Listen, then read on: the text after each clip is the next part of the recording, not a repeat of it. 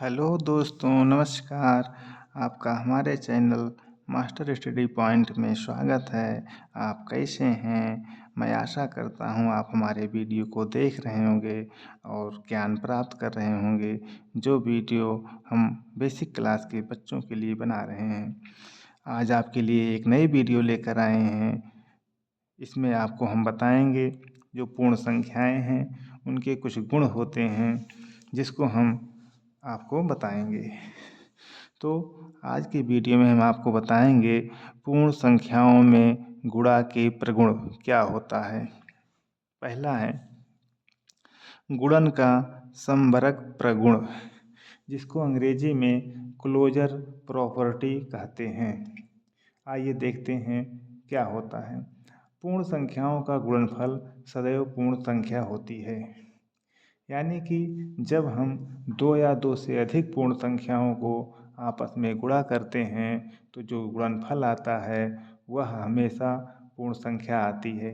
जैसे यहाँ पर हमने 4 और 3 का गुणा किया है तो 12 आया है। यहाँ पर 4 भी पूर्ण संख्या है, 3 भी पूर्ण संख्या है और जो गुणनफल 12 आया है यह भी पूर्ण संख्या है।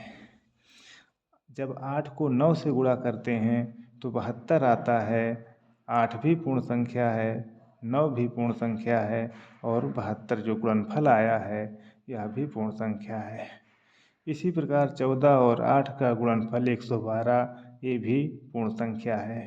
अतः हम कह सकते हैं दो या दो से अधिक, चाहे दो संख्याएं हों चाहे दो से अधिक संख्याएं हों, जो पूर्ण संख्याएं अगर हैं तो उनका गुणनफल हमेशा जो है पूर्ण संख्या ही आएगी। इसी प्रकार अगला है गुणन का क्रम विनिमय प्रगुण, जिसको हम अंग्रेजी में कम्यूटेटिव लॉ कहते हैं। यदि a और b दो पूर्ण संख्याएं हैं तो a गुणे b बराबर b गुणे a। हम कह सकते हैं चाहे दो पूर्ण संख्याएं हों a b या दो से अधिक पूर्ण संख्याएं हों a b c d, तो दोनों का हम गुणा जब करेंगे चाहे a गुणे b बराबर b गुणे a करें, चाहे a गुणे b गुणे c बराबर c गुणे b गुणे a करें, तो दोनों का मान बराबर आएगा। जैसे 7 गुणे 4 हम करेंगे तो 28 आएगा, 4 गुणे 7 करेंगे तो 28 आएगा, 5 गुणे 3 करेंगे तो 15 आएगा, 3 गुणे 5 करेंगे तो भी 15 आएगा, 9 गुणे 11 करेंगे 99 आएगा, 11 गुणे 9 करेंगे तो भी 99 आएगा। इसी प्रकार 21 गुणे 4 करेंगे तो 84 आएगा और 4 गुणे 21 करेंगे तो भी 84 आएगा। कहने का मतलब दो या दो से अधिक पूर्ण संख्याएं हैं, उनको हम आपस में चाहे जैसे गुणा करें तो दोनों का गुणनफल हमेशा बराबर ही आएगा। अगला है शून्य का गुणन गुण, जिसको अंग्रेजी में एग्जिस्टेंस ऑफ जीरो आइडेंटिटी कहते हैं। यानी किसी पूर्ण संख्या और शून्य का गुणनफल शून्य होता है। कहने का तात्पर्य है कि कोई भी पूर्ण संख्या हो, चाहे छोटी हो चाहे बड़ी हो, जब हम उसमें शून्य से गुणा करते हैं तो उसका मान शून्य हो जाता है।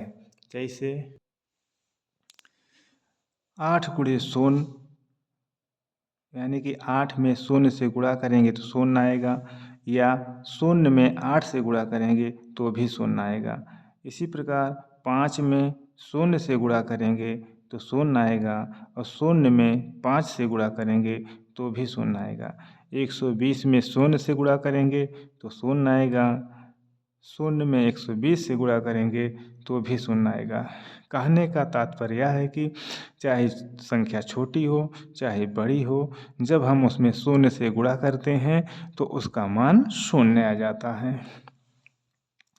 अगला है गुणनफल का तत्समक अवयव, इसको अंग्रेजी में कहते हैं एग्जिस्टेंस ऑफ मल्टीप्लिकेटिव आइडेंटिटी।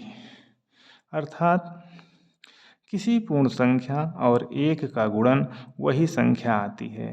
कहने का तात्पर्य है कि कोई भी पूर्ण संख्या हो, चाहे छोटी हो चाहे बड़ी हो, जब हम उसमें 1 से गुणा करते हैं तो वही संख्या ही आ जाती है।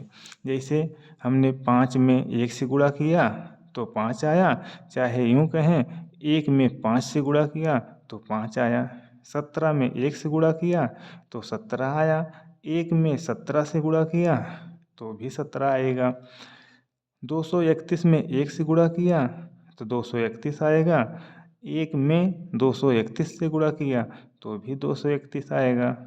अर्थात चाहे छोटी संख्या हो चाहे बड़ी संख्या हो, जब हम 1 से गुणा करते हैं तो हमको वही संख्या प्राप्त होती है। अगला है गुणन संक्रिया का साहचर्य प्रगुण। इसको अंग्रेजी में कहते हैं एसोसिएटिव लॉ।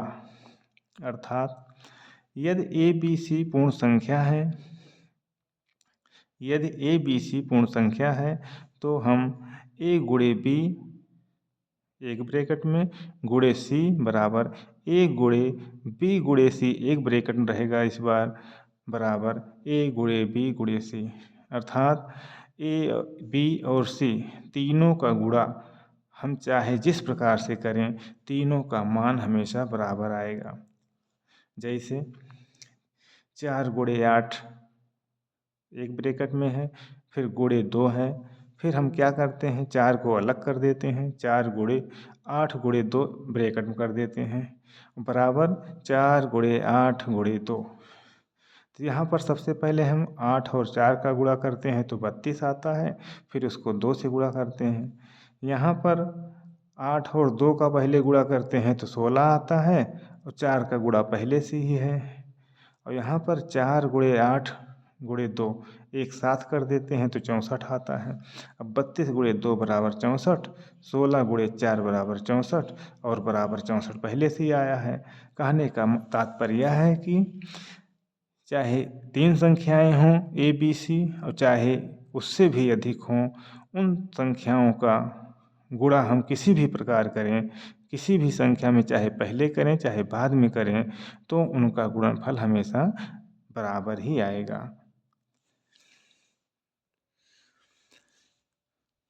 अगला है गुणन संक्रिया का योग पर वितरण प्रगुण।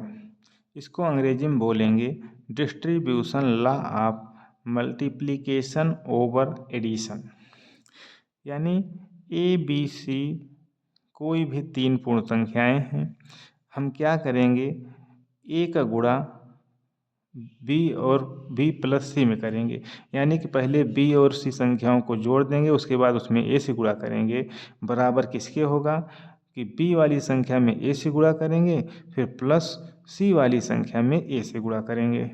इसका मान, दोनों का मान हमेशा बराबर होगा। जैसे 5 गुणे 3 धन 4 बराबर 5 गुणे 3 धन 5 गुणे 4। तो यहाँ सबसे पहले हम ब्रैकेट वाला हल करते हैं। 4 3 मिला करके 7 हो जाता है और उसमें 5 से गुणा कर देते हैं। और यहाँ पर क्या करते हैं, जब हम ब्रैकेट को तोड़ते हैं तो 5 गुणे 3 हो जाएगा धन और 5 गुणे 4 हो जाएगा। तो 5 तियाई 15 धन 5 चौक 20। तो 5 7 35 यहाँ हो गया और 20 और 15 को जोड़ेंगे तो 35 यहाँ हो गया। तो इसी संक्रिया को हम क्या कहते हैं, गुणन संक्रिया का योग पर वितरण प्रगुण। यानी कि ब्रैकेट में जितनी भी संख्याएं आपस में जोड़ी जा रही हैं, यदि उसमें हम किसी संख्या से अलग अलग गुणा करके जोड़ें तो उसका मान क्या होगा, बराबर होगा। अगला है गुणन संक्रिया का घटाने पर वितरण प्रगुण, जिसको अंग्रेजी में बोलते हैं distribution law of multiplication over subtraction. आइए देखते हैं। ABC पूर्ण संख्या है तो सबसे पहले हम B संख्या में से C संख्या को घटा देते हैं, उसके बाद उसमें A से गुणा करते हैं। बराबर किसके होगा, B वाली संख्या में A से गुणा कर दें और उसमें से जो है C वाली संख्या में A से गुणा करके घटा दें तो दोनों का मान हमेशा बराबर होगा। अब यहाँ क्या करेंगे, जैसे 8 गुणे 5 ऋण 3 बराबर 8 गुणे 5 ऋण 8 गुणे 3। तो यहाँ पर जब हम ब्रैकेट को तोड़ते हैं तो पहले 8 से 5 में गुणा करते हैं, फिर ऋण का धन और ऋण को गुणा करके ऋण कर देते हैं, उसके बाद 8 से 3 में गुणा करते हैं, 8 गुणे 3।